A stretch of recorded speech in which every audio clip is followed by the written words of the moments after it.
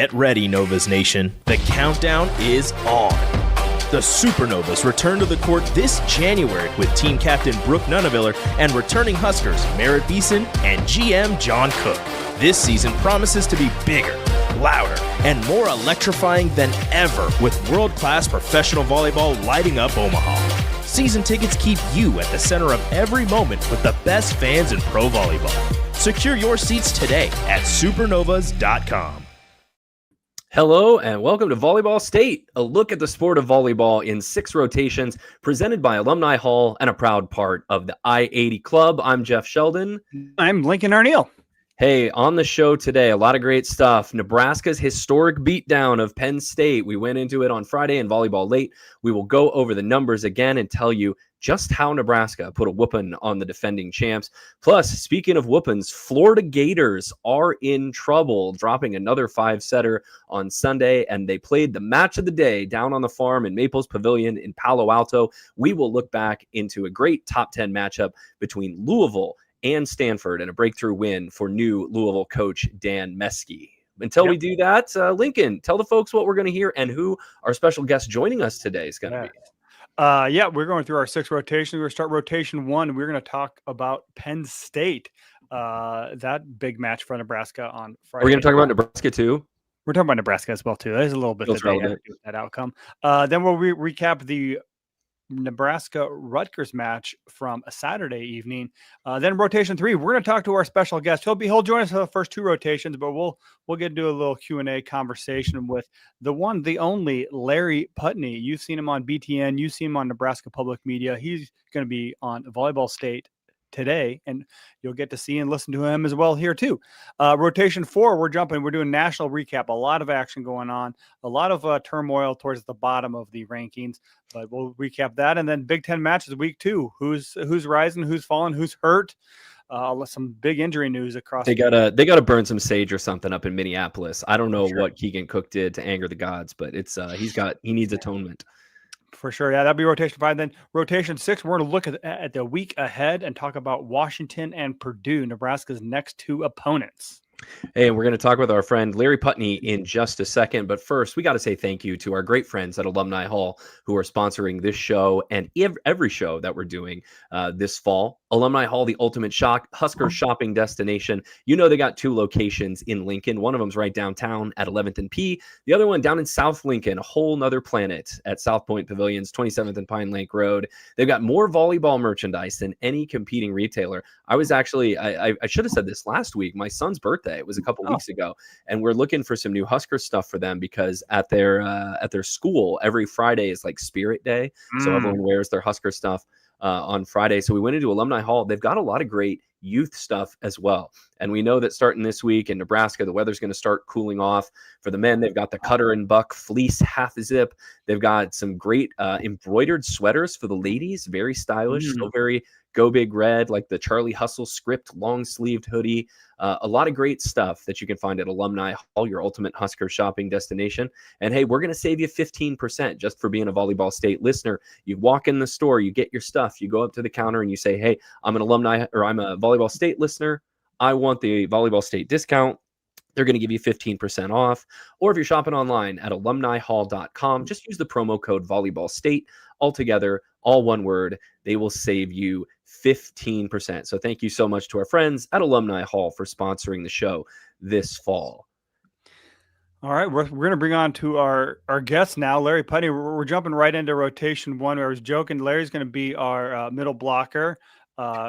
He's going to be with us for 3 rotations, and we'll take him across the front row. And so which one of us then is like the opposite, and which one of us is the setter? I don't know. I've messed up this analogy from the jump. You know, I'm 5'7", right?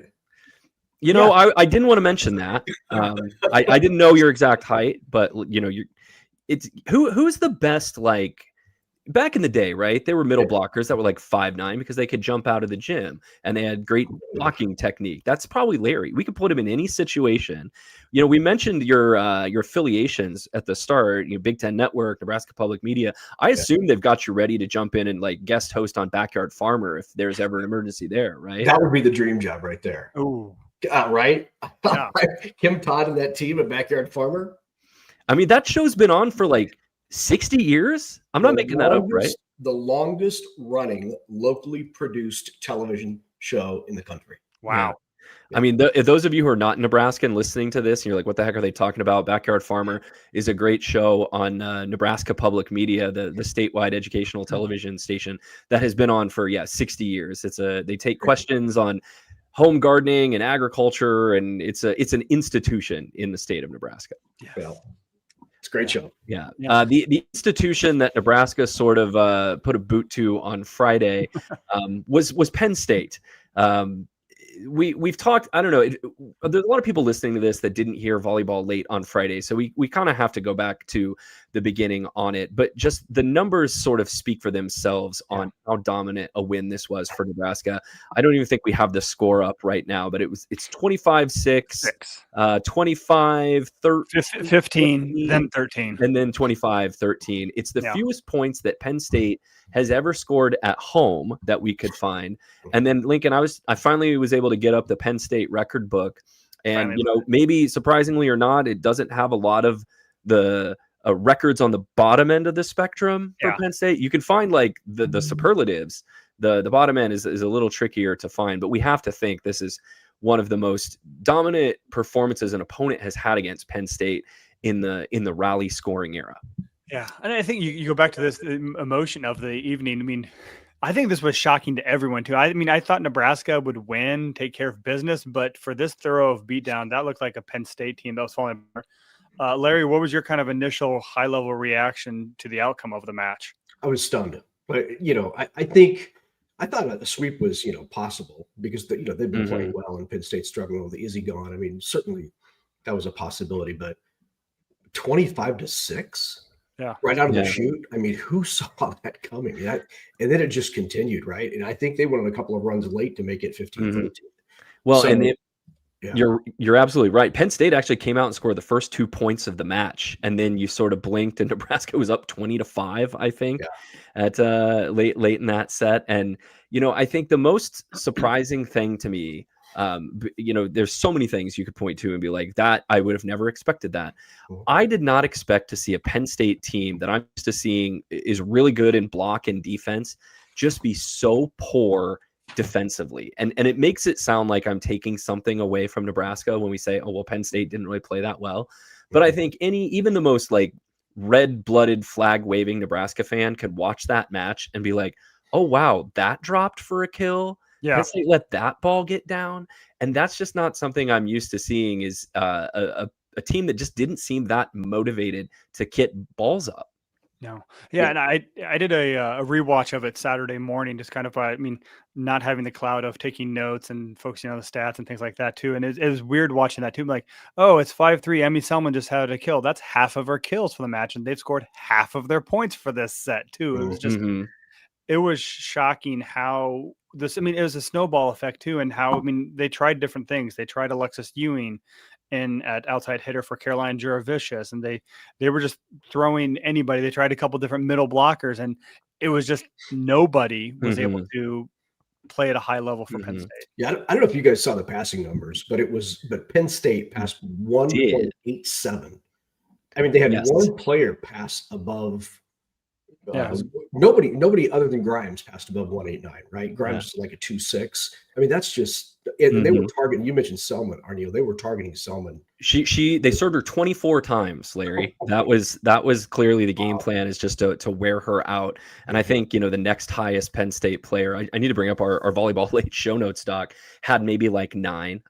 Every serve was going to Emmy Selman. And on the flip side of the coin, Nebraska actually had a season high in their good pass percentage, 70% for Nebraska. That means 70% of the time off serve receive, Nebraska was in system. So it's no wonder that they hit, as I scroll over here, 437. Like, in what universe did you ever think you were going to see Nebraska hit 437 against Penn State? And we've talked a lot on this show about passing and winning the serve pass battle. Like, this was the most lopsided serve pass game that Nebraska, I think, has had maybe all season long. And I never thought they would do it in Rec Hall, a place that is really pretty tough to play in. Yeah. The passing numbers too. Selman 175. The next high, I mean, besides Grimes was 264. The next highest was Faldudo, who's a defensive specialist at 189. And she had 9 serve receptions. So it was just. Well, and maybe the sample size is pretty small for Penn State because they were serving a whole lot. Nebraska, I don't know how much stock you can put in Nebraska's passing numbers because just Penn State wasn't serving a whole lot. I think one thing you can take a look at too, and I'm not breaking my arm, pat myself on the back here, but last week on the show, we talked about Penn State's defense and just their block seems a little bit of a step below where the traditional Penn State block is. Penn State only had a 39%, if I round up, good block touch percentage, which means almost every ball that Nebraska was swinging at was getting down. Hence the 430 whatever hitting percentage. And just Penn State's defense was not there. And Danny even said, I think it was in the post-match radio interview with John Baylor, that she knew very early on. She knew like 5 or 7 points into the match that this was going to be a sweep for Nebraska. Well, because, I mean, the 3 points, first points that Nebraska scored were Adriano Kill, Sigler back row, and Bergen sent those 3. I mean, they were all I think they were first ball side out, or they were early on, but Bergen's trusting them to put the ball down early. It's going to be a good night. Well, and Larry, passing has not always been Nebraska's strong suit this year. And Danny Busboom Kelly seemed to think Penn State was a very tough serving team coming in. But she said, when I saw them handle maybe those first 2 or 3 tough servers and just dime those passes, I knew it was a good sign for us. Like, how big of a feat is that for Nebraska to kind of put on their big girl pants and go into Rec Hall and really dominate the passing game? I think it's a microcosm of the entire match. I mean, this was a team that was dialed in. I mean, right. I mean, they were so focused. Choboy hit, or she passed better than Malk, right? Choboy was like 271 and Malk was at right around 26. I mean, this was a team that was ready to go. I mean, do you realize how many, in a typical race to 25, you're going to have maybe 13 to 18 side out chances. Nebraska in the first set had 6.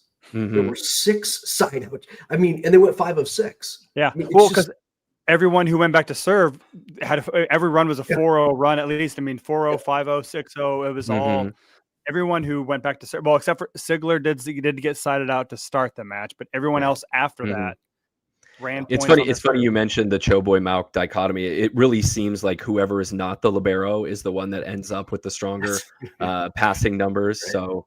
We joked about the Nebraska libero jersey being like Spinal Tap's drummer earlier this season. But both of them played really well. I want to give them both credit on Friday. We're talking Penn State passing numbers. Landfair was a perfect 3 out of 3.0 out of 3.0, and she only had 4. Small sample size, but there weren't a lot of options, I would say, that Penn State had. And just like going back to their defense again, the one that stuck out to me, we posted it on Twitter on the show's Twitter account. Go to 7-4 Nebraska leading in game 2. And Rebecca Alec just hits a roll shot off of a slide because I think the ball was maybe a little behind her.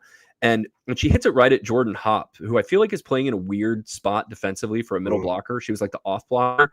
And it should be an easily playable ball, a transition chance for Penn State. And she just sails it across the court, and Penn State's setter can't run it down. And it was like the ball was covered in snakes. And I'm like, Penn State does not know what to do right now. And I think, they flushed it enough to rally against Maryland on Sunday. But just I keep going back to if Nebraska plays that match against another top 10 team, they probably hit 300. Maybe they hit like 275, but just some of these balls that were getting down, I was very surprised to see. I think we all noticed that, especially as the set went on. There were in sets 2 and 3 balls that were rolled into the middle where there wasn't even a diving effort, right? It was like a step and a stop. And, it was a little bit surprising. So, I don't know that we mentioned this earlier. We mentioned on Friday, but just to underscore, only 3 Penn State players had recorded kills on Friday. And Kennedy Martin had most of them. She had 11.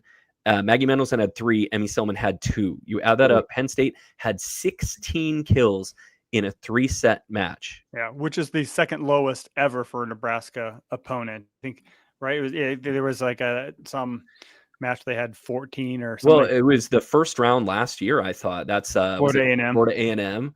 Yeah. I mean, these are the numbers, and Lincoln, you put these in here, so I don't want to rob them of you. But if you go down the list of the fewest points allowed by Nebraska in the rally scoring era, it's a who's who of either Big Ten bottom feeders or the sacrificial lambs they send to Lincoln for the first round of the NCAA tournament. So yeah, here we'll go through them. The fewest points ever Nebraska's ever allowed was actually last December against Florida A&M, 29. That was a match that they had a 25-3, which is the lowest ever for a single set, and in the rally scoring era. I mean, there were some 15-0 matches back in the 90s and 80s, but rally scoring, when there's a point every serve, 29, that broke the old record of 32 points twice. Maryland back in October of 2015 and Rutgers in November of 17. And then there's Penn State, 34 total points this year. That's been done 3 other times against Delaware State, Wake Forest, Oral Roberts. And then a couple other times, Rutgers, Missouri State, Indiana all had 35, and Louisiana and Monroe. That was the one that had the fewest amount of kills. They had a 0 kill set against Louisiana and Monroe. That was a season opener back in 2013. Larry, you see a lot of great teams just around the country, and a lot of them come to Lincoln. Like, how do you fix a team that just sort of seems to be broken a little bit like this? Well, Peter Drucker said it right. Culture eats strategy for lunch. So when your culture is wounded, and when you have, the kind of chaos that they had with Izzy leaving, and like that has impacted, and I don't just mean on the floor, I mean, culturally it has impacted that team. And, what Katie has to do to get that team back together, I don't know. It's going to be I mean, they have talent, right? So they're going to win their share of games and probably finish in the top 5. But listen, nobody's going to be surprised if they get upset a couple of times by teams. It almost happened today, right? I mean, by teams that shouldn't be beating them. Yeah, because you look at who's on the floor for them too. I mean, the setter now is in her first year. Kenny Martin's in her first year. I mean, Selman's in her first year. Jervicius is in her second year. Ewing's a freshman. Mendelson's in her second year. Jordan Hopp's been there for a couple of years. So there's no long-term stability. I mean, there are a couple people, but there aren't contributors that are really have a long. I mean, Jillian Grimes is probably the most established. I mean, she's been there for 3 years, but there's not a lot of culture that. I mean, you like to think you have a culture when you win a national title, but something has gone awry since last December. Yeah. Well, let's talk. Oh, sorry. Go ahead, Larry. Be the answer either, right? Kennedy cannot be the answer every single swing, and it seems like that's the way it is right now. Yep. Yeah. We've talked a lot about maybe what's wrong with Penn State, and we talked on Friday about what the Huskers that delivered this resounding victory. So let's get to the Nebraska side of the net too. Nebraska out hits Penn State 437 to -114 and out blocks the Nittany Lions 9-5. You would have to, I think, get real nitpicky to go through the box score and find a part of Nebraska's game that you wanted to see improved. The player of the match to me, with how balanced everything was and the offense running like it was Bergen Riley. And I will wear this, at the early part of the season, we talked about concerns that we may have had with Bergen Riley. And I said, is there a setter battle really that we could see develop between her and Campbell Flint? These last couple of weeks, she's been nothing short of phenomenal. And, right now she is on her way to maybe a 3rd straight Big Ten Setter of the Year award. She had Penn State not knowing whether they were coming or going on Friday night, helped by the passing, of course, but just everywhere she sent the ball seemed to be successful. Yeah. And I think we've seen a little bit more aggressive side. And I don't know if Penn State was worried about that a little bit too, and maybe hung just an extra beat. But yeah, distribution again. I mean, this is the opposite of what we said. If nobody's having a great hitting match too, blame the setter. Or if there's one, the reverse is true. I mean, everyone had a great hitting night. So I think Bergen Riley deserves that props. I think hopefully she finally gets a Big Ten Setter of the Week award. But Nebraska doesn't care about those individual awards. We'll see if anybody else can chip in. It's nice of you to own that, Jeff, because I think there are a lot of fans who felt the same way early, right? I mean, it's just like Kennedy looked faster and the pace looked good, and she's looked like she was setting the middles. But I don't think Bergen was ever going to lose it because her defense is so much better than Campbell's, right? And listen, Campbell's going to get there, but Bergen is just a phenomenal defensive player. And you're right. for whatever reason, over the course of the last 3-4 matches, and I think setting Adriano high has helped, right? Because it changed the way they're setting Adriano, but she's been different over the course of the last 2 weeks. Let's talk about Adriano for a second. Friday against Penn State, she has those 2 early kills to really get going. And it seems like it's so important for her to get off to a fast start. A lot of times she doesn't, and it takes until maybe the 3rd set for her to really find a rhythm. She had 8 kills and hit 545 against Penn State. Starting kind of with that Creighton match that you were on the call for, Larry, what do you see as the difference with Adriano? Is it as simple as like they've just got to set her a higher ball, or is there something else that you're seeing from her that is when she's on, this is why? So first, I think you're right. When she gets going, they're dynamic. And that's why you have seen in so many matches, Bergie set her early. And that's exactly what they were doing at Penn State, right? Let's get her the ball early. But I asked Coach Cook this during the match, what has been different with Adriano over the course of the last 3 matches? And he said, it's really simple. International players like a high ball. They're used to it. She's 6'5". She needs a high ball. And so they quit trying to run tempo behind to her and instead just said, okay, Bergie, throw it up there and let her go get it. And it has made a huge difference. Especially the European teams don't just kind of rely on the physicality. This is the power running game of volleyball. In Europe, the opposite position is kind of counted on to be your leading scorer. And so they throw it up to, who's the Italian opposite right now? I'm blanking on her name, but incredible opposite. Say again. Not Adriano. No, not Adriano, but the international level one. Yeah. The Italy gold medalist. But anyway, they put up to someone who's 6'5" or 6'7" and let them kind of survey the defense and hit over the top of the block. Tempo is really more like an Asian style because they don't have the 6'5" players who can hit over the block. So they have to go fast. And then it wasn't really until Karch Karai took over Team USA that the Americans tried to go super fast. So I'm sure she's like, why are you trying to set me a first tempo ball when I'm 6'5" and I can just hit over the top of these blockers? Paola Iganu, by the way, is the name I couldn't think of. Anyway, sorry, Paola, please don't hurt me. I think it was kind of a tug of war on like, okay, what style is going to be what makes this player the most successful? And it's really nice to see her confidence blossom. She's got a big personality, even though she's kind of shy. Like when you see her like teeing and giggling on the court, that's usually a good sign for Nebraska. And her block guys. I mean, it's just it's a difference maker, right? Yeah, 6'5" will do a lot of damage out there too. I mean, and opposite too. She's called on to go against a lot of big hitters for the opposing team too. It made a difference in some matches this year. So yeah. Larry, one other player I want to ask you about. At the start of the year, Rebecca Alec was not the middle that you thought you were going to be counting on for these obscene hitting numbers. She hit 615 against Penn State. She's hitting over 460 for the year. Had 9 kills on Friday. What is it that you've seen from Rebecca Alec that now has made her just as much of an offensive threat as she was a defensive player the last couple of years? I would love to say it's confidence, but she's always been confident, right? She's always been that across the net, not afraid to, show her excitement after a play. But, she'll tell you that she says she quit making excuses. She said, I just decided that no longer am I going to make an excuse about anything. I'm going to do everything I can to get better. So, she and Bergie were first in, last out all through the spring, right? They were working on their timing consistently and constantly. And so I think that's made a difference. She has worked extremely hard in the weight room. And not just in what she does in lifting weights and getting her body right, but also her routine, eating, being at the gym at the right time, being really structured in the way she approaches the game. And I'm stunned at the difference it's made. I mean, she is a different player this year.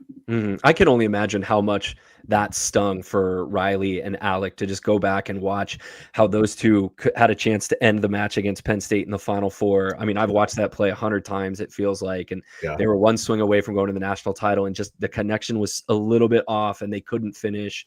And Penn State comes right back and steals it from them. Yeah. I think that's why she said it was personal, right? She backed it. She owned it too. She owned it. She backed it up, and I think that she liked to have fun. So Yeah. I'm all for players giving us great sound bites rather than coach speak. So I'm not going to hold it against her if she coming out saying that thing. Speaking of interviews, I did get a chance to listen to Penn State post game interview about that. I mean, I don't, not to rehash everything, but they sound lost. I mean, that's Katie Schumacher-Colley, the coach. I mean, she just didn't really have any answers to, and I said they need to do a hard reset before they played Maryland today on Sunday. So it wasn't just Nebraska doing them, but the Penn State felt that sense of loss and kind of no idea what to do at that point. Right. Yeah, and we'll dive into Penn State, Maryland just a little bit. I guess we're not going deep on it. They did sort of pull it out of the fire there in Game 5, but I mean, it looks right now like it could be a long season in Happy Valley. I don't remember the last time they missed the tournament, but like that's potentially on the table for them, I think. Let's go into rotation 2. Talk about Nebraska, Rutgers on Saturday. Huskers had a quick turnaround. And, a lot of times in these matches, whether it's been Ohio State as the travel partner to Penn State, Maryland, or Rutgers, you see Nebraska sometimes come out flat in that second game. And they didn't on Saturday. Nebraska out-hits Rutgers 390 to 061 and out-blocks Rutgers 14-3. 14 stuffs in a 3-set match. It's actually the second most blocks Nebraska's had in a match this season. They had a little more than that. I think 15 and a half in the season opener against Pitt that went 4 sets. So Nebraska really takes care of business on Saturday against Rutgers, and a Rutgers team that wasn't terrible. I thought I've seen Rutgers teams that were terrible. Yeah. This Rutgers team is not terrible. They've got some players. That's what I heard from people before the match. This is the best Rutgers team, which is not saying much, but they've got a couple transfers. Yeah, so they've worked the portal a little bit, but that's a competent looking Rutgers team. Yeah, and Nebraska, Danny's shown a proclivity to do this too. They mix up their starting lineup too. Abeche got the start. Skylar Pierce started in the front row, switching off with Terea Sigler.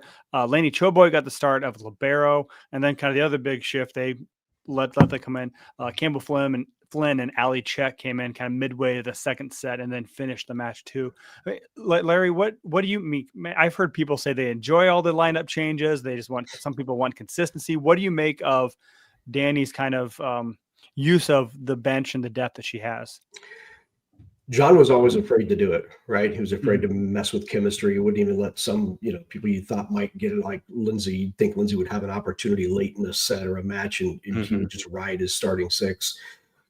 It's working extremely well because I think it creates this cohesiveness with this team where they know they have to be ready because they're going to get opportunities. And I think, the other thing it does is if you get in a situation late where you struggle in a match or the passing goes awry or, you need another middle to come in, they've seen time, right? And they've been in the matches and they've had playing time, so they're ready for it. I cannot wait to see what Obeche does. I mean, she's electric. So it just so happens she's sitting behind two of the best middles in the country, right? Yeah. I mean, this middle group. She had a few more swings and could qualify. She would lead the Big Ten in attack percentage. Yeah. Which I looked she against Rutgers. She was 500 against Rutgers. 500. 545. So she's probably around 530, 535 now.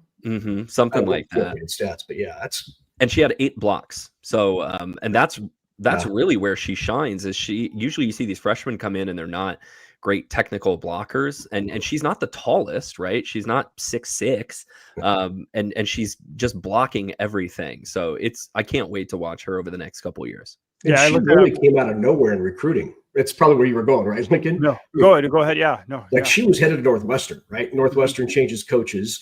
Thank goodness Jalen had worked with her in the national team development program. So he had seen her.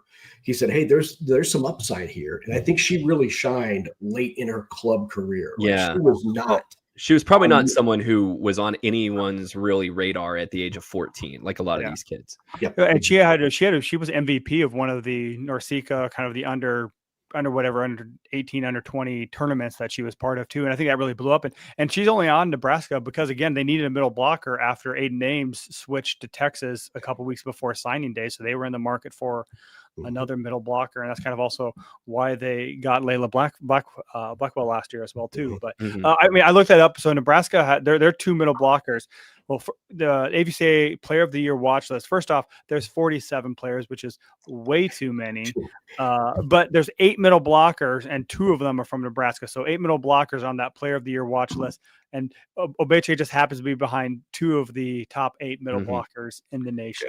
To me, this is one of the most impressive things about Nebraska this year is volleyball is such a chemistry-driven sport. Like, I can understand why John Cook would say, okay, preseason practices, we battle it out, maybe first couple of weeks of the season, but then I've got my 6 or my 8, and we just have to learn how to work together. It's almost like an offensive line in football.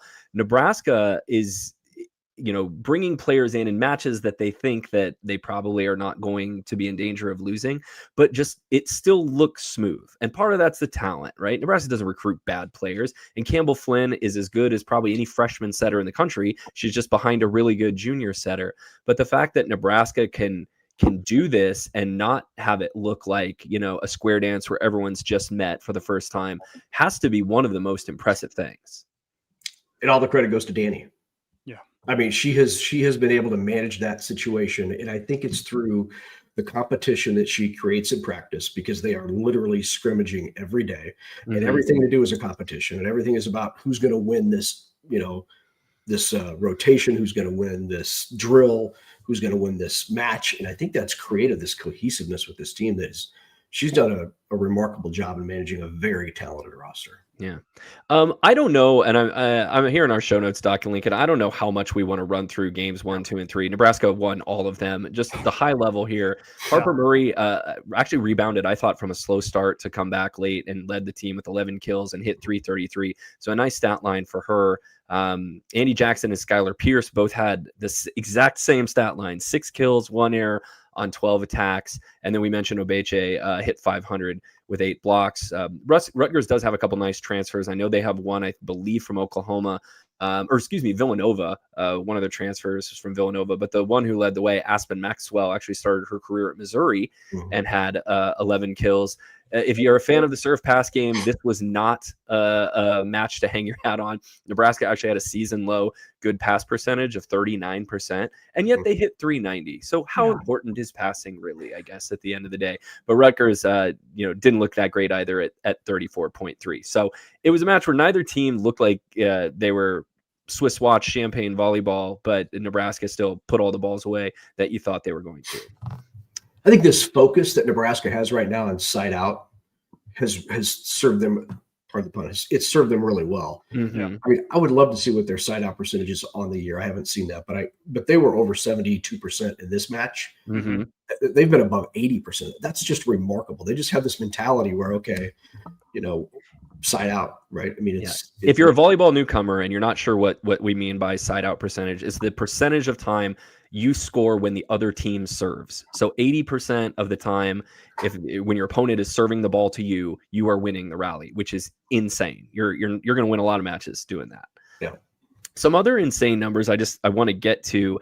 On the weekend, Nebraska held Penn State and Rutgers to negative 0.22 hitting. 8 straight Nebraska opponents have, that's more of a passing number, but Nebraska leads the nation in opponent attack percentage right now. I think for the year, it is currently at like 105. Gosh, I have it. It was 119, tied with Tennessee coming into the weekend. So coming into the weekend, well, now it has dropped to 102. And so Nebraska has the nation's biggest net hitting percentage disparity, over 200 points, which is pretty insane. What makes Nebraska's defense, both of you, so good? Because they're not leading the country in blocks, and they're not, as the broadcaster yesterday loved to tell us, Nebraska's last in the Big Ten in aces. So how is the defense working? Let's go look at total points. Mm-hmm. Go look at total points that are played, total matches that are played, and then begin to tell me about numbers, right? Because some of those other teams are going 5 sets, so they have a lot more chances, a lot more opportunities at blocks, at digs, at aces. It's when you're this good and you're this dominant, those numbers are irrelevant. I mean, so Arizona kind of shocked us all when they hit 250, and they had some really good pin hitters a couple weeks ago. Nebraska's played 4 matches since then, and those 4 opponents have combined to hit 038. Just this is the October run. It seems like Nebraska kind of goes on each year. Yeah, I think the key to me is their offense. I think that's really, they're not blocking a lot of balls for points, but they're getting a lot of good touches, which then makes the job for the back row a lot easier, which then turns into offense. Nebraska's kills per set is way up compared to what it has been. And I think they're forcing a lot of too. I think other teams they found out the way to beat Nebraska or challenge Nebraska is to serve tough. So they're missing a lot more serves, and it all starts from there. So I think there's not one single thing that you can point to, because I think Nebraska's passing, as we've pointed out for the last several matches, has been sporadic. Other than Penn State, it's been up and down, but the offense is still humming along. Well, and one of the other things we talked about last week was good block touch percentage. And Nebraska does not lead the country in blocks. They don't lead the Big Ten in blocks. They're not really I don't think they're in like the top 5. But what they are doing is they're forcing shots that they can control and turn into transition opportunities. And I don't have the number in front of me right now, but I know that Nebraska 50.2. Nebraska led the Big Ten in block touch percentage. And when you do that, you're just able to funnel the ball back to your setter and get going in transition. Over the last 5 matches, Nebraska's hit 389. And we're now looking at a Nebraska team that is likely to finish above 300 hitting percentage for the first time since I think 2007. We've been waiting for it for a long time. And this is the year it looks like they're finally going to do it, because right now their attack percentage on the season is sitting at 327, which is like 5th in the country. Yeah. That block touch percentage is a great number. I didn't realize that, 50.2. But that's good. The other team that's not in the top 50 in the nation in digs or blocks is Texas. And they've won 23 straight sets. So I think it just goes back to when you're rolling teams and you're not playing a lot of points, your numbers just aren't going to be that great. Absolutely. And they did it again against a Rutgers team that I think is going to win some matches. Rutgers beat Maryland on Friday night, and this was a Maryland team that gave Penn State all it wanted on Sunday. The focus is really impressive. And then we're going to talk about it later in the show. They've got a big test coming up this next weekend against a Purdue team that went out to the West Coast and won a couple tough matches and always plays Nebraska tough. I mean, doesn't it seem, Larry, like every Nebraska-Purdue match is like 18-16 in the 5th? Yep, whether it's here or there. Yeah. And this is a Purdue team that they've kind of retooled this team. Like Dave Shondell has done a really nice job. You lose Hudson, you lose Chicoine, and all of a sudden, it doesn't look like much of a drop-off. You talk about culture. I think that's another team that really benefited from the culture, because Taylor, their setter, is having one of her best years ever. So and Dave Shondell's a really good coach and has been for a long time. We're done with the Rutgers match. Let's get into rotation 3, where we talk a little bit more in depth with Larry. Larry, when was the first volleyball match you called? And I know you've been on the show before. I'm sorry I'm not able to be there for that appearance. So I don't mean to dredge up your whole biography again, but you've been doing volleyball for a long time. So do you mean on the Big Ten Network or in general? Let's say a televised broadcast. 2004. Okay, wow. Yeah, great.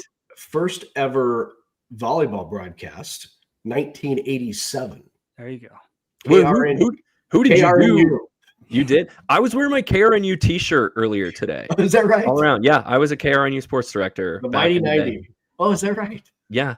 Absolutely. Maybe a little bit after you got out of school, but still, love 90.3 KRNU. I'm just a big Rick Alloway fan. That's all I am. Everyone's a big Rick Alloway fan. We've name dropped him on this show more than a handful of times. Yeah. We're looking at Nebraska's here, and the question that we get, I feel like a lot, is like, well, how good is Nebraska? How good can they be? How far can they go? And it's a very open-ended question, I guess. So maybe it's easier to contextualize it like, what sets this Nebraska team apart? How is it different than maybe the last couple years that you've seen? Well, balance, right? Multiple threats and balance. Berge has so many weapons, and it doesn't matter if they have 2 hitters or 3 hitters in the front row. They're going to, they probably have 4 hitters on the floor at every time, because they, so many people can attack out of the back. And now we're seeing, Andy hitting D balls out of the back row, and you're like, where did that? The first time that happened, I paused the TV because I think I was laughing. I'm like, "Are you serious? You're setting Andrew Jackson a D ball?" Yeah, it was crazy. So I think that's what it is. I just think that first of all, Harper has taken her game to another level, right? I mean, this year she is, we always said, do they have that terminal left at the alpha who wants it in the big moment, like Victoria Stafford or like Olivia Babcock, somebody like that. And I think she's turned into that player this year. But now when you can distribute it and you have multiple weapons, that makes this team it's different. Yeah. I mean, so I think everyone agrees Nebraska's ceiling is the national title. I mean, over the little more than 2 months left in the year, are the biggest challenges ahead for Nebraska internal or external, do you think? Well, that's a great question. I think they are so cohesive that I'm not sure it's an internal. Minus the one little. I don't think it's internal. It's the slip up. Like, do they have a flat moment or two where they go through this period where they're not in it like they were at Penn State? That might be the only threat. Listen, if there's a better team than Nebraska or any better teams than Nebraska and Texas right now, you got to fight it. But even, we've seen Louisville look good today. Stanford has looked good at times. Pittsburgh certainly is playing. I still think Pitt's got something to say about this too. Yeah. I would agree, but I just think those two are at a different level than anyone else. Yeah. Mm-hmm. So and that's how I would judge external too. It's like, I don't even know Nebraska needs to slip up. I think there's teams out there that have the talent that if they're on, right, they're going to give Nebraska all they want. Sure. Yeah. That's what I think agree too. I think that, I put Pitt kind of in that. I mean, after that first weekend, they kind of figured out let their new setters settle in, figure out their chemistry issues. That's why I think being number one seed is important. And between those three teams, that way you only have to play one of them in the if the seeding's right. But would agree. So Larry, you get the privilege, I guess we will call it now, of calling matches with John Cook, and I forget how many you've done together. Even counting some of the spring stuff. Is it 4 or 5? 5 right now? Yeah.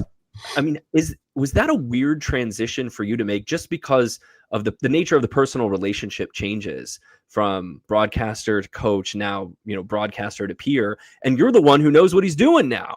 So was that a weird, or what was it like to kind of now have him join you in a chair right next to you?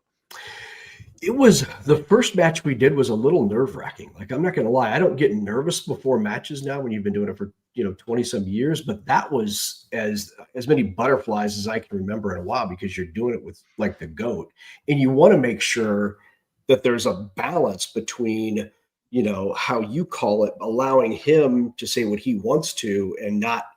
But also not knowing really how he's going, like what he's going to share, how in depth he's going to get. Is he going to get too technical? Is he going to be coached? We have to pull him out of that coach at some point.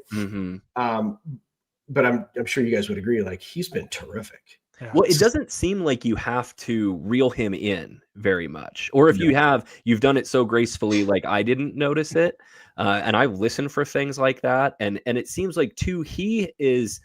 Like he wants to be a complimentary player in this. He's not come out, and even when he's like disagreed with you about something, he hasn't been like, "Oh no, Larry, you're all wrong about that. Let me tell you really what's going on." Like he's a good partner, it seems like. I would agree. And if he doesn't have anything to say, he doesn't, which is a challenge for most first-time broadcasters, where you feel like you always have to speak through, and like silence sometimes can be your friend in a big match like that, right? And so don't be afraid to let the match ride, and he does that. He does it so well. And I think, you guys know this, when he started in 2000, there was a TV show called the John Cook Volleyball Show that aired all across the state on multiple TV stations, right? And so I've known John since we did that show together back in 2000 through 2003 or 4. So we did have a little bit of rapport, which I think helped. It helped that we could be honest with each other, right? Yeah, because there was, I don't know if you saw the match where he found the telestrator pin for the first time, but that was interesting. Did they not give that to him until maybe the third or fourth match? Just like that was the training wheels coming off? Yeah. Well, I think the backstory here that most people don't know is when you're doing a game of the Big Ten Network, the signal gets sent to Chicago and then sent back to us for us to see it on the monitors. So we are literally seeing the play about a second and a half after it happens. So when it's on the Big Ten Network, we can't watch the monitors. Otherwise, we're going to be late. And so it makes it really tough to do any type of telestration. So anytime you do telestration on the Big Ten, it's actually done by the studio in Chicago that will say, hey, John, did you want to see a play? And he'll say, yes, this one, mark it. They'll mark it. And then you'll usually see it coming out of a break because there's been enough time to do it. When you're on Nebraska Public Media, the telestrator's there, it's live, it's real time. And so that's when, John has some fun. Comes out too. You've covered a lot of volleyball, but and had a lot of different partners, but have you learned anything from John? Just having his insight and having sitting next to a coach of his pedigree, what have you been able to learn as a broadcaster about volleyball? I think matchups. He's a big matchup guy. He first of all, he's fortunate enough that he can walk into the coach's office and pull the scouting report and use that for the broadcast. And I'm like, wait a minute, I want to go get scouting reports from both teams, so I have that in front of me.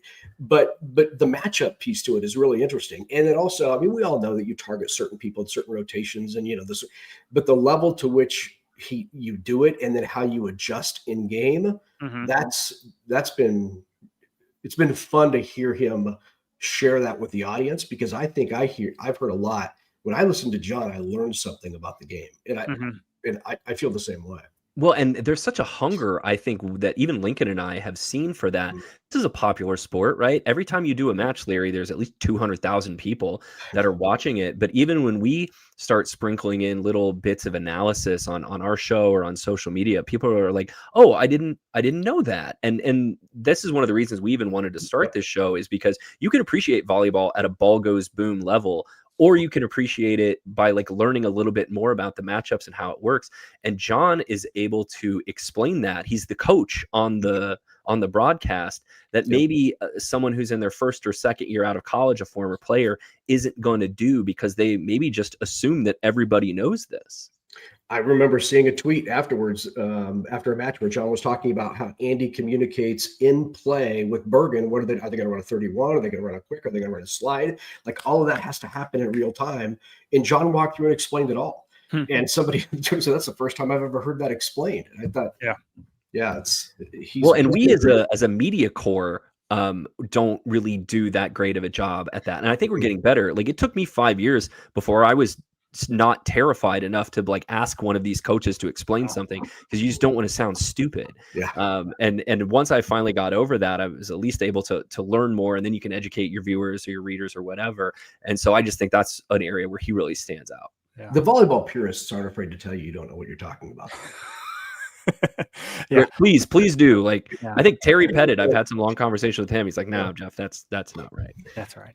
I also appreciate having better seats. When I'm able to sit courtside, I learned so much more about the game than being stuck up in the corner in Devaney far away, where you can't hear the communication as well too. But if you got monitors, or you got coach's eyes, what's going on behind the scenes. So that's great as well too. It's a lot of fun. John's been, you've had a whole myriad of partners throughout the booth too. Not just for working with John on this too, but you have a new partner this weekend. How do you prep to work with your partners and develop any sort of chemistry to on air, so you kind of have a feel what each other's going to say? Yeah, no, so Meredith Nelson-Urum, you're right. She'll do the Washington game with me on Friday, the first time we've worked together. You get there early, you talk, you watch a little bit of her matches, you kind of understand how she likes to call. Does she like to carry into the next play? Does she like to be brief? Does she lay out? Is she always finding something to talk about? I think that helps you then understand how much you have to carry, and also then how many personal stories you get to bring into the broadcast, because I think, fans like hearing the player side and the personal side and the stories, but you don't always have time to work those in based on who your color person is. So it's just it takes some time. I've worked enough with Eamon now that, we kind of know each other really well. Certainly John Cook, now we know each other well. Shout out Emily. I think Audrey Flaw is awesome. Audrey just does a phenomenal job. I wish I could had opportunity to work with her more, but there's some really good analysts out there that are fun to work with. And I've lost count of all the matches you've called with Kathy Wieskamp, like that. You are the Nebraska Public Media Institution. Yeah.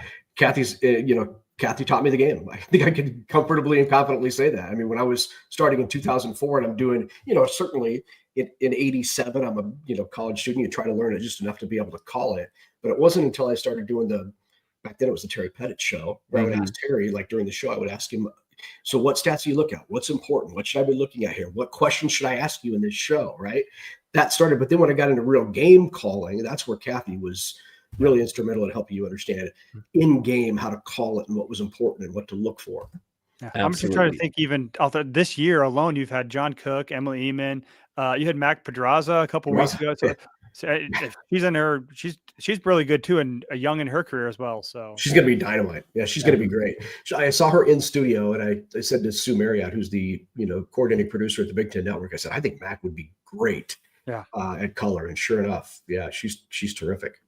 Yeah, you hear Larry call Nebraska and several other Big Ten matches all season long. He's going to be doing the match Nebraska and Washington on Friday night as well with former Minnesota player Meredith Nelson-Urum. Larry, thank you so much for joining us today. We've really enjoyed talking with you, and maybe we'll chat with you again as the season goes along.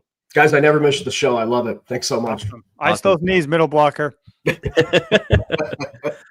Awesome. Thanks very much to Larry Punteney. He has a lot of things that he could be doing with his time on a Sunday evening, and he's giving us some of it as well. So we're really grateful for him. Let's move into rotation 4, which is our national recap. This is the longest part of our show notes. There's a lot of stuff that was happening this week. We might have to get picky and choosy about what we're talking about, 50 minutes in here. Let's start with the game of the day, Sunday, in Palo Alto. Number 6 Louisville goes into Maples Pavilion and pulls out a 4-set win against number 4 Stanford. This was a huge win for Dan Meskey's Louisville Cardinals, and they did it with balance as well. Peyton Peterson, who has kind of come on as the star of this Louisville club this year, led 4 Louisville players in double figures. She had 15 kills. She hit .361 and added 14 digs as well. Why not? Why not too? But you mentioned those 4. I mean, Chloe Chacoin, Clara Cressy had 13 kills each. Kosa Blackshear had 11. And Cressy also, I think she had, 8 blocks or something like that. She had a good number of blocks. She had a big one, I thought, late in the match as well. You know what? I've actually got it up here. I can tell you. Yeah, Cressy had 8 blocks. Louisville outblocked Stanford 11-8. Yeah, it was except for I think the second set. A lot of them came down to the red zone too. I mean, Louisville led 19-8 in the first, and then Stanford closed that one out. Louisville kind of really ran away with the second one, but then Stanford had a 5-0 run to tie the third set up 20-20, and then Louisville Louisville led game 3 like 19-7, or it was a huge lead. Louisville led, and Stanford came all the way back to tie it, and then Louisville won the last 5 points of the set. Yeah, and then fourth set too, it was back and forth. Louisville was up 23-20. Stanford comes back 23-20, and then trades some points, and Louisville ends up getting them match point, and then their setter Caballo ended it with a setter dump. So a great matchup, big implications in the ACC, as these two, along with probably Pitt and SMU, will be the 4. I think the 4 favorites for this league too, but Louisville, like you said, good win for Dan Meskey. The other thing about this match that stood out to me, I thought the floor defense was insane in this one. Both teams have really good liberos. Louisville actually outdug Stanford 60-58. It was really hard to get a ball down on either of these teams, even though Louisville does hit over 300 for the match, hits 304. So great win for Dan Meskey and the Louisville Cardinals. They're going to probably move into the top 5. I bet they're going to snag that Stanford spot at number 4 when the polls come out earlier this week. That was kind of the highlight match of the weekend for top 10 teams, because everyone else just kind of blew out their competition. Yeah, it was pretty uneventful the rest of the time. Uneventful until you get down into maybe the 20s. But Texas did what Texas was supposed to do. They swept to Georgia and Mississippi State.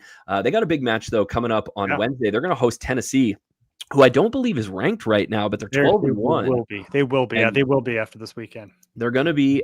Tennessee is also a team that, like Nebraska, is among the national leaders both in attack percentage and opponent attack percentage. Tennessee is number 2 in the country in opponent hitting percentage, and Tennessee is number 20. They aren't ranked in the volleyball. Oh, my bad. This is 9,900 square feet, but they're ranked number 20. Sorry, we didn't put that. So they're gonna give Texas, I think, a test on Wednesday. Yeah. Hayden Kubik, a name that's familiar to Nebraska fans, had 27 kills in their win over LSU on Friday. She's averaging over 4 kills a set. So this is going to be the first of several tests that Texas is going to have as they go through the SEC. Yep. Let's go through some other quick matches. Kentucky, they swept Ole Miss on Friday. Stanford won their other match of the weekend, sweeping Notre Dame.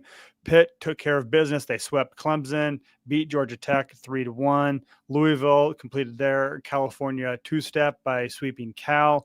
And then Arizona State, number 8, they end up sweeping Utah on Saturday. So when we say it's uneventful, there's your there's everything else that happened that. But no week is entirely uneventful in this brilliant sport.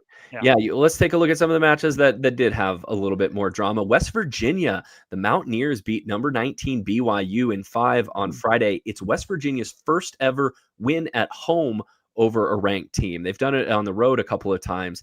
West Virginia, look out for them, 13-2. Auburn transfer Cassidy Tanton had 21 kills for West Virginia. Sully Davis, who I think was our preseason pick for Big 12 Player of the Year on our preseason show, had 21 kills for the Cougars. Yeah, and then you get to some Big 12 chaos. The Big 12, I think they have it's all mess in the Big 12. Arizona State's a little bit above the fray, but everyone else below that is just a mess too. Kansas is going 5 sets with like a community college, even though they're really good. They always play 5 sets. That's the rule of Kansas. They will play 5 sets. They lost, however, in 4 sets to number 12 TCU.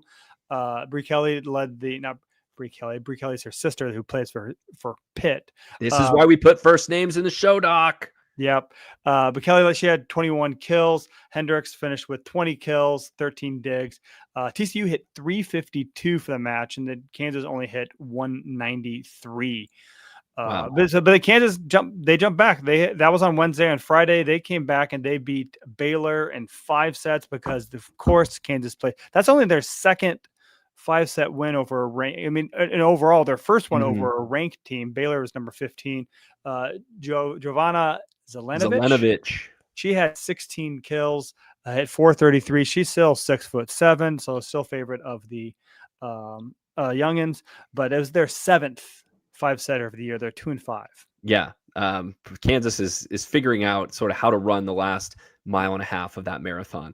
Another marathon set and a team that ran out of gas at the end was the Florida Gators. We mentioned at the top of the show that Ryan Teese, there's some trouble in Gainesville in his first year there. LSU scored the first 9 points of Game 5 and won it 15-4. Journey Robinson, a huge match for the Tigers. 34 kills, hit 307, and had 7 blocks. Nia Washington, 14 kills and 16 digs. Florida got their production from Jordan Bird, who had 13 kills, and Jayla Auguste had 12, although it seems like Florida's pretty left pin dominant this year. They're not getting a lot out of their middles. They're not getting a lot out of their right side. And Florida's really struggling right now. They've lost 5 of their last 8. We're pretty sure they're going to fall out of their top 25 this week, although you never can tell what the AVCA voters are going to do. If they do fall out, though, Lincoln, the first time since 1991 that the Florida Gators will not be ranked. Yeah, 556 consecutive weeks. They've been ranked too since 1991. I don't think Desert Storm had started in September of 1991. No, I forget when that happened in 1991, but yeah, so it was way back when. Yeah. And it's not like it gets any easier for Florida because they're going to play Missouri on Friday. And I know Missouri had a hiccup on Sunday, but Missouri is a team, not really to be trifled with. That's a team that can jump up and bite you as well. They ended up losing to Oklahoma, and Alexis Shelton had a big match. I think 25-ish kills for her. So Missouri may be one of those teams that's in danger. We'll talk about this later. I think we're going to see a lot of turnover in the 20s as well, too. We're kind of getting to the point of the year, too, where teams are start proving that they're for real. Well, that's going to make the tournament seedings come Selection Sunday a big challenge. We could see a real dogfight for those last 4 or 5 at-large bids in the NCAA tournament. And that could mean that a really good team is sent to Lincoln as like a 16 seed. Yeah. So, you never know what's going to happen to me. Those teams maybe, and the kind of the bottom of the rankings, those are the teams that are maybe the 3 seed in a region as well, too. So you never know what's going to happen as well, too. We'll talk about it a little bit. Indiana's knocking on the door. Colorado's knocking on the door, too. Are they for real? We'll find out. Auburn, I think, is up there as well. So we'll find out. But that's kind of some big matches. Let's speak of Colorado. I'm going to talk about one for my Supernova Shining Star of the Week. Go for it.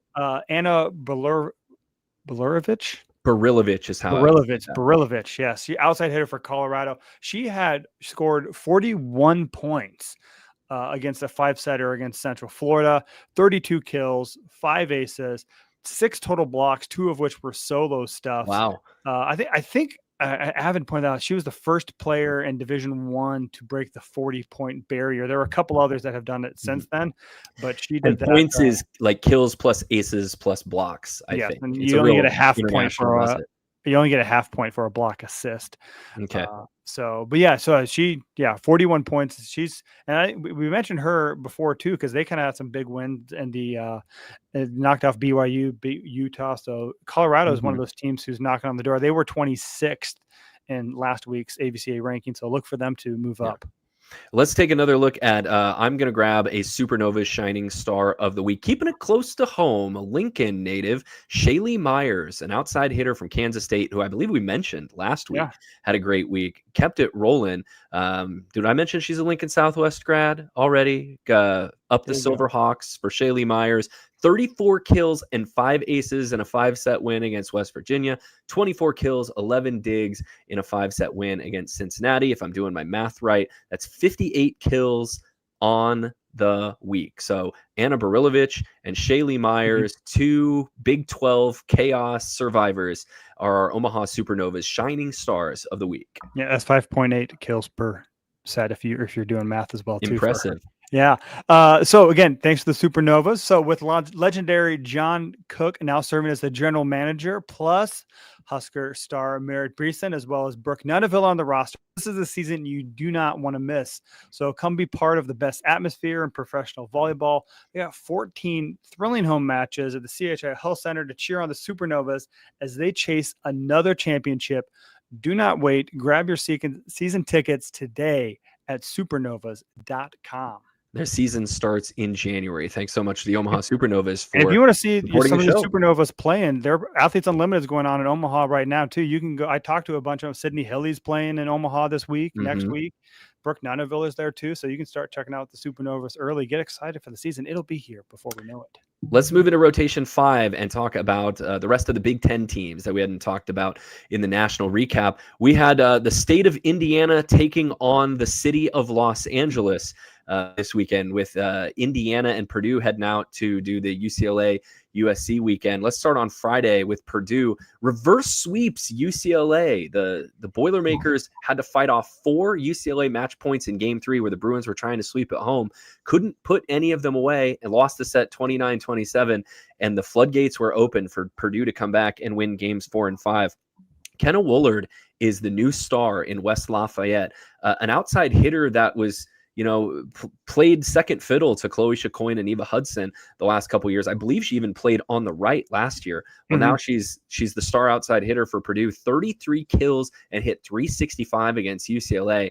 Last year, she only had 3 matches with double-digit kills, and she is the Boilermakers star this season, and Nebraska is going to have their hands full with her coming up this Sunday. Yeah, I think that the match actually ended on Friday. It started on Thursday night, too, but it was it was a Thursday match? Yeah, it was a late night because, again, it was a reverse sweep starting out at California. It was Big Ten after dark.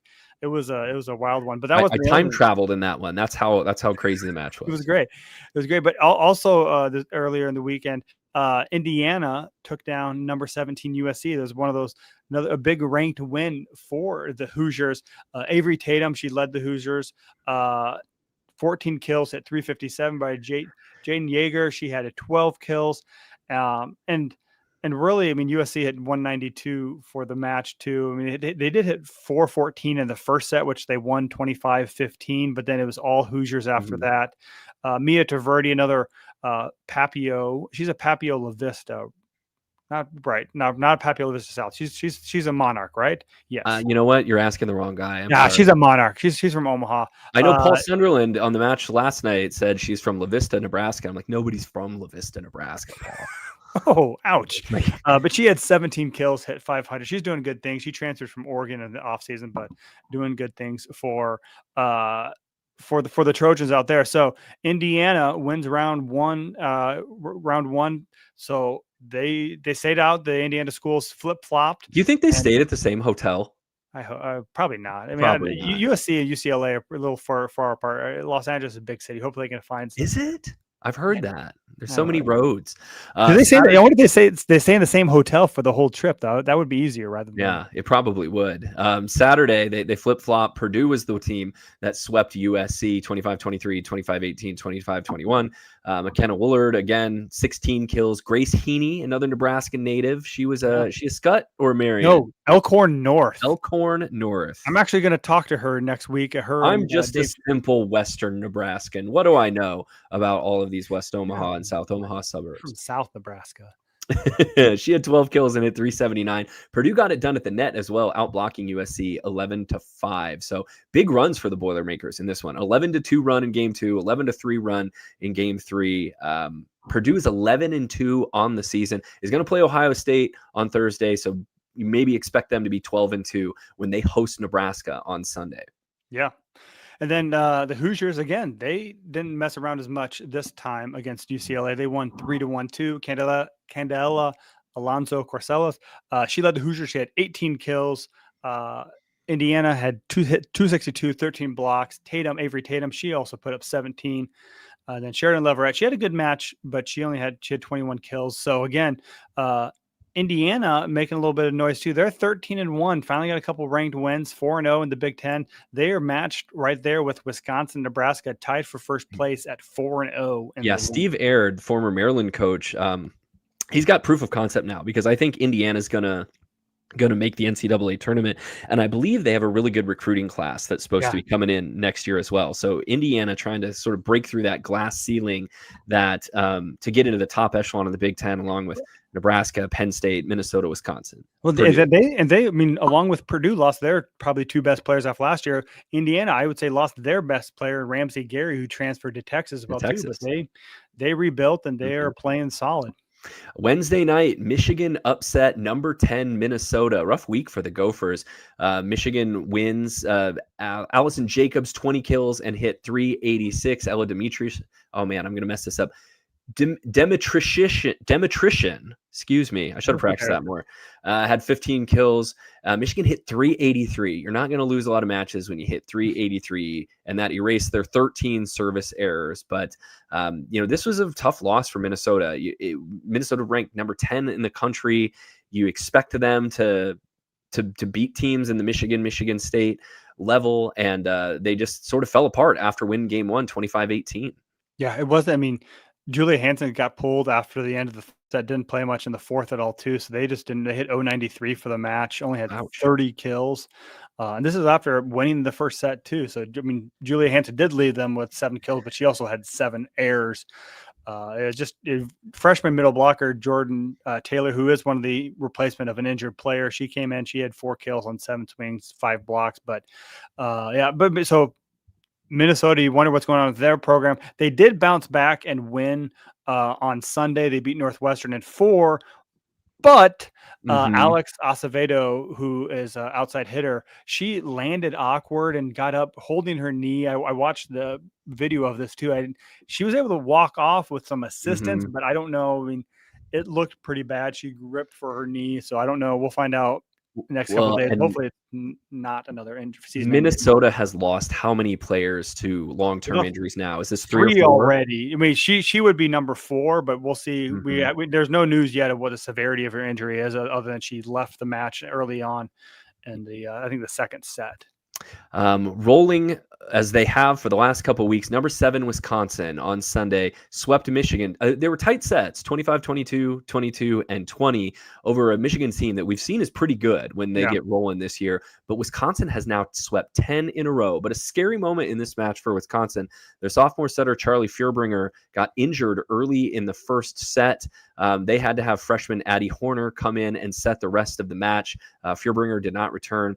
Horner played really well, had 35 assists and 2 aces. Wisconsin, seems like every Wisconsin match they're hitting over 350. They do lead the Big Ten in attack percentage. They're better than Nebraska in that stat, at least for now.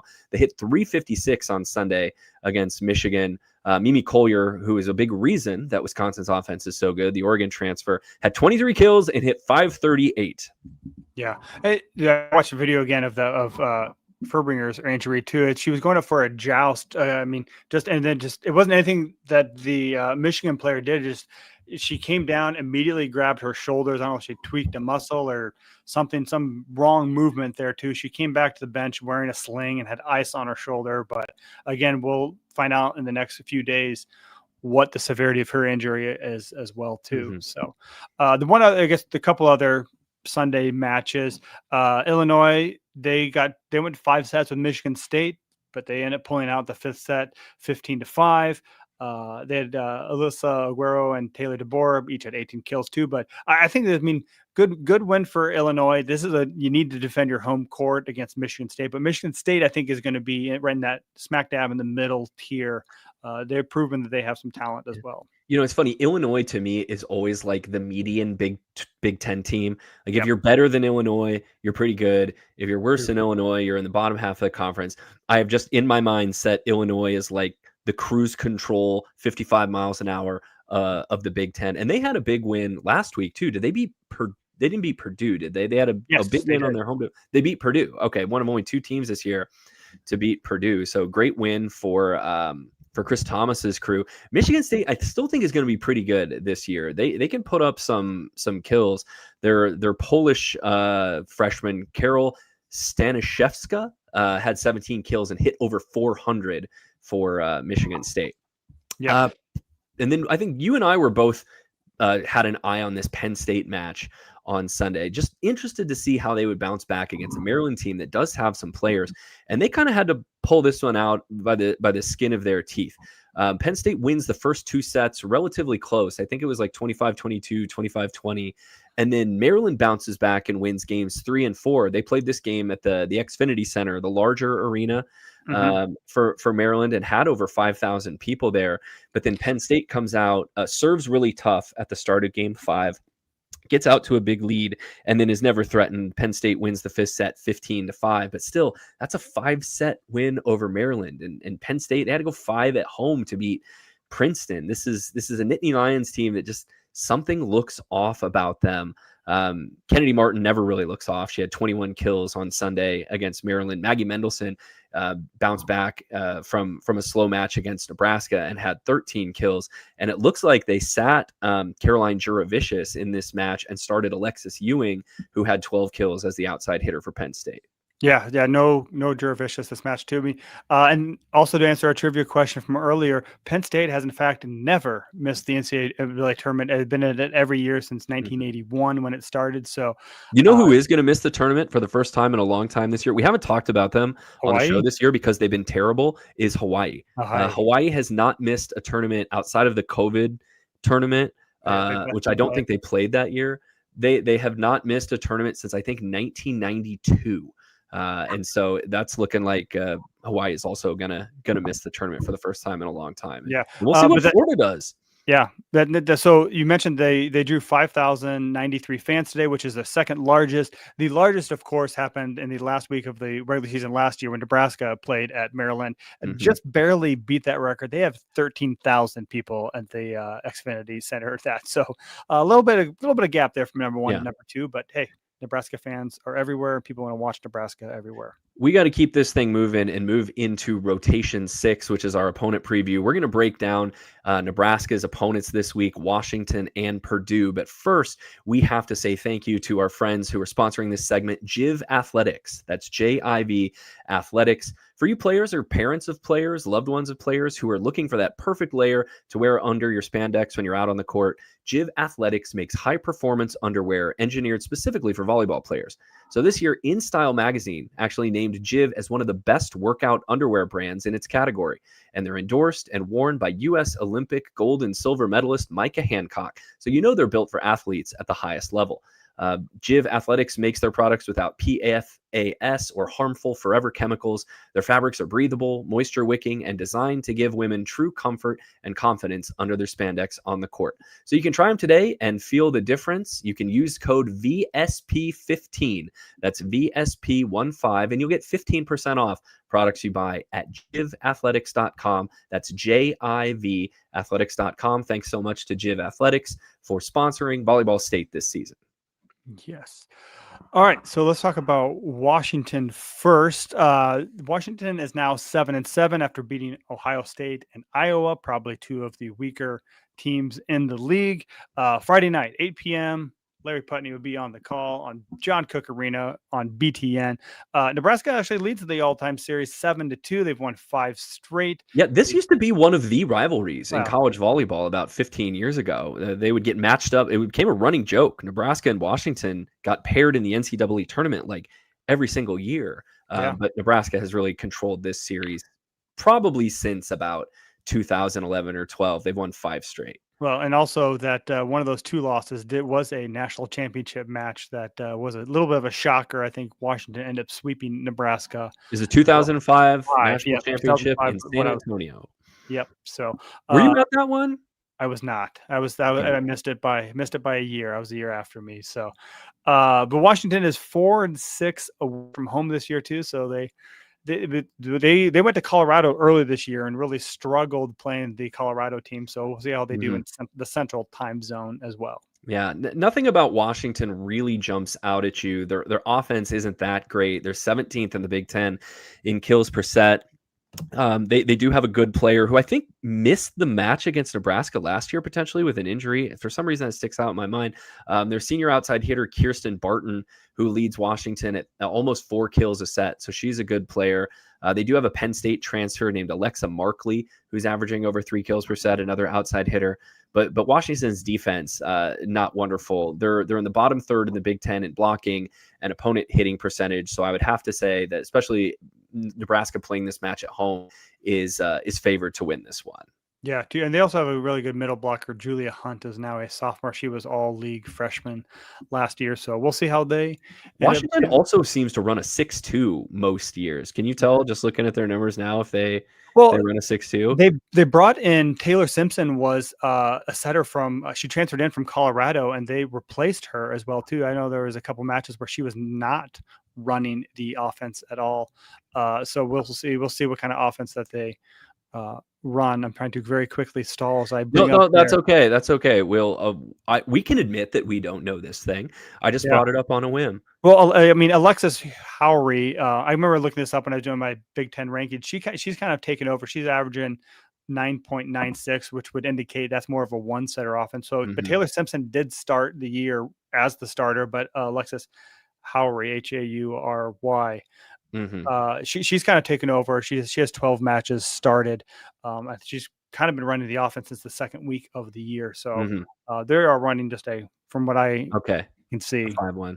5-1. That is a late night, Friday night, 8 p.m. start on Big Ten Network. Join our friend Larry Punteney on the call. We'll be right back in just a second to break down the big match of the week, Nebraska against Purdue. Hi, I'm Mikey Hancock, 2-time Olympian from Edmond, Oklahoma. Confidence means everything. For me, it comes from within. As an elite athlete, you look for external validation way too much. I've worked really hard to attain that and not seek external validation. JIV makes me feel confident because I don't have to worry about the functionality of my undergarment. At the Paris Olympics, I was so happy that JIV was the layer beneath it all, whether I was gallivanting the city or playing in the Olympic Games. Instead of adjusting what I'm wearing, the functionality of it helps me lock in and be in the moment. That's why I choose JIV, not just for game day, but for every day. All right, we're back. I pushed the buttons in the right order this time. Hey, good work. Sorry, you know who else is back? The Purdue Boilermakers. We talked a little bit about them earlier. They won both their matches in California this past weekend. They play Ohio State, and then they will host Nebraska on Sunday afternoon. Now this is a noon start time, and isn't it in the Holloway Gym? They're not playing this one in Mackey Arena, right? They're playing with their home court advantage out of the tiny Holloway, yeah. which seats like maybe 2,000 people. Yeah, it's a small gym, but it's super loud. It feels like they always play Nebraska tough there, even though Nebraska's won 6 straight in the series against Purdue. The last 2 matches have gone to 5, and I thought for all the world that Purdue was going to beat Nebraska last year. They had them on the ropes until I think Merritt Beeson came up with a couple late kills, and Nebraska pulled it out of the fire and won it 17-15 in the 5th. But Kenna Woolard is going to be a problem for Nebraska. The outside hitter for Purdue, not super tall. She's only 6'1", but she is a great athlete. She can get up, and it seems like Purdue also always has at least one middle blocker that's a crazy athlete. Yeah, too. I mean, we talk about Grace Heaney as well, too. She's the left-handed opposite who has really kind of elevated. She missed last year with an injury, but has really kind of stepped in. This is her redshirt sophomore year. She's really stepped in and kind of been the second reliable attacker from the right pin. Mm-hmm. Setter Taylor Anderson, who I thought had kind of a rough match against Nebraska last year, is having a really solid season for the Boilermakers. I think she was actually hurt a couple years ago and was not able to play a full season. So it's nice to see her back at full health. She leads the Big Ten in assists per set this season. And Purdue has some really good wins on the year. They beat Kansas, and I have to assume that match went 5 because the rule of Kansas is every match goes 5. And then they also beat SMU, who is a top 10 team as recently as a week ago. So some really good wins on the year for Purdue. They do have that loss to Illinois on the resume last weekend, but we watched those matches against UCLA and USC. Nebraska's going to have to serve tough. That block's going to have to play, and you're going to just have to weather some storm from Kenna Woolard. Mm-hmm. Yeah. I mean, the keys to the matches are too. Purdue is only at 45 good pass percentage this year too, and they're only passing to 2.01 out of a 3-point scale. And their opponents are actually outpassing them as well too. So if Nebraska can serve tough, put pressure on the Boilermakers, maybe try to get them out of system a little bit more and make them even more pin dependent than they typically are. And more pin, I think it's more pin predictable is a little bit better measure. Then they can take the Boilermakers, but it'll be an exciting match. And that gym being so small, like you can't run down balls in it like the way that Nebraska with their great ball pursuit often does, because the crowd is just sort of right on top of you. And so anything that goes backwards is going to like end up in the third row. And that's going to be a matinee. That's going to be Sunday at noon on Big Ten Network. Noon Central. Yep. So, and we will be back actually later that evening because we'll stick with our regular show at 7 p.m. on Sunday night. We'll be back with our regular Volleyball State show. We'll break that match down, the Washington match down, and the whole rest of the college volleyball world.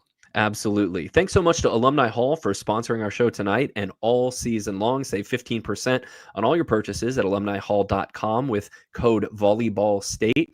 Go to volleyballstate.com. That's our link tree to everything. That's our merch store. That's our social media following. That's everything that you need in the digital space to find us.